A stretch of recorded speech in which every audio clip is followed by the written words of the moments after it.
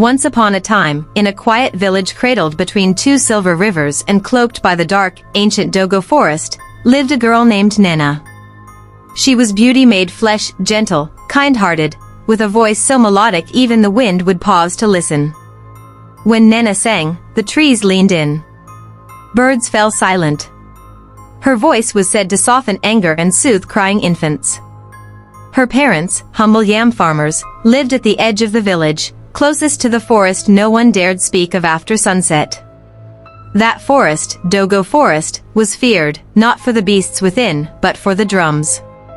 At night, strange rhythms echoed from its depths, drums no man admitted to playing. Old ones whispered that the beats summoned the dead, and children were forbidden to wander near.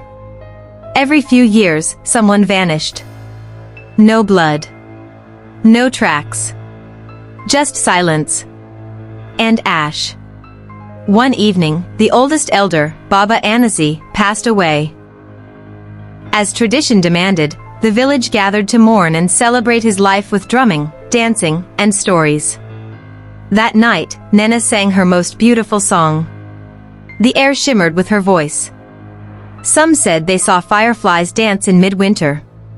Others said they saw shadows move against the firelight. Later, long after the last drum had been struck, a rhythm continued, soft, steady, coming from the forest. "The forest is calling," whispered an old woman. Her voice shook like dry leaves. That night, Nnenna couldn't sleep. The drumbeats lured her. They knew her name. Her feet moved on their own, her eyes vacant, her lips parted as if in prayer. She walked barefoot into the woods, her night dress trailing like mist behind her. By dawn, she was gone. The village wept. The hunters searched Dogo Forest, but all they found was her scarf, dangling from a dead branch, and a trail of black ash that led to nowhere. Weeks passed. Then another girl vanished. Then another. Always after a funeral. Always after the forest drummed. The elders whispered about a spirit drummer who called the dead and fed on the living. Then came Okafor. He was the village fool, soft-spoken, slow, harmless. Children adored him. Women pitied him. Men ignored him. He carried a small carved drum he played with silly rhythms and nonsense songs. His smile never faded. No one suspected the fool. Not then. But on the night of the 7th funeral, after a child's burial, the forest beat again. This time, panic swept the village. No one slept.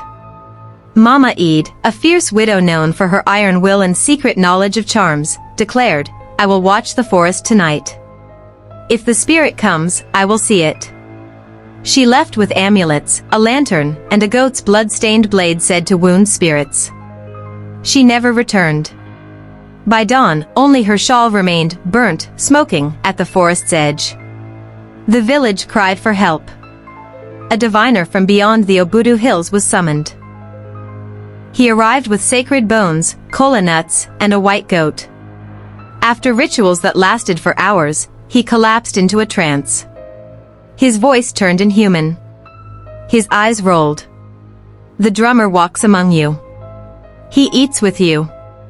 Laughs with your children. But his soul is hollow. He is not possessed. He is fused." The demon chose him. And he chose it back. The villagers gasped. The guards interrogated warriors. They tied the medicine man to a tree. They accused the chief's son. But no one thought of Okafor. Sweet, simple Okafor. Always smiling. Always drumming.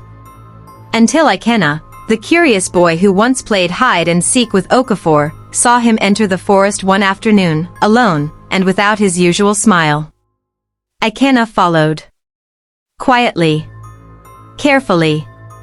He saw Okafor reach a mossy clearing, where 7 earth mounds lay, graves, each marked with a carved bone and charred stone. Okafor sat, set his drum down, and began to play. But the rhythm was wrong. It wasn't joyful. It was ancient. Sinister. And with each beat, the earth stirred. the dead rose. Girls. The lost ones. Pale, hollow-eyed, their limbs jerking like puppets. Okafor's smile returned, but it was twisted, filled with malice. Dance, he whispered, and the dead obeyed. Nnenna fled. He told the elders. You don't understand. He's not who you think he is. Nnenna's voice cracked as he stumbled into the village square, his face pale and streaked with sweat.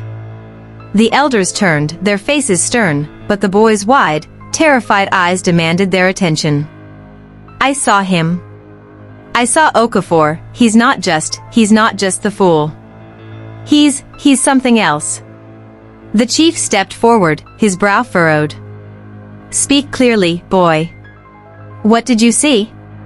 Nnenna's chest heaved as he struggled to find the words. He was in the forest. There were graves. And the girls, Nnenna, Mama Eid, they were there. They were alive, but they weren't. And Okafor, he was playing his drum. But it wasn't his drum. It was wrong. The square fell silent. The air grew heavy, as if the village itself held its breath. The chief exchanged a glance with the diviner, who stood nearby, his face unreadable. Show us, the chief said finally, his voice low and grave. Take us to where you saw him. The villagers moved silently through the forest, their lanterns casting eerie shadows on the trees. Nnenna led the way, his small frame trembling with every step. The forest was unnaturally still, the only sound the crunch of leaves beneath their feet.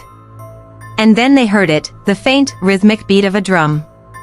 The diviner raised a hand, and the group halted. Wait, he whispered, his voice barely audible.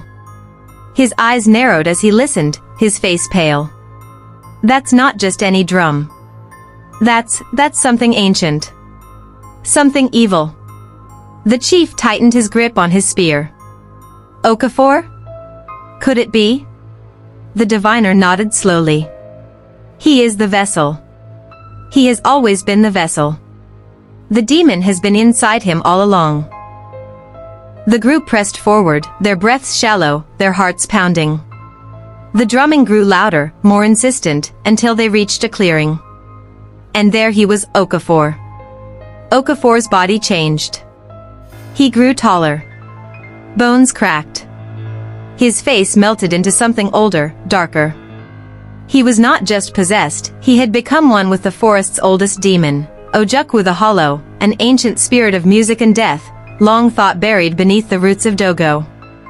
Long ago, Ojukwu was a sacred drummer of the gods who betrayed his people, using rhythms to lure enemies and slay innocents.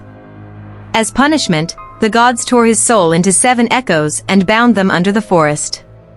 But time weakened the seals. Okafor, unloved and forgotten, was a perfect vessel. And every time a funeral drum was played, it gave Ojukwu strength. The chief gave the signal. Arrows flew. Spears rained. But Okafor laughed, his voice deep, layered, inhuman. With a beat of his drum, the dead rose and fought. The forest became a battlefield.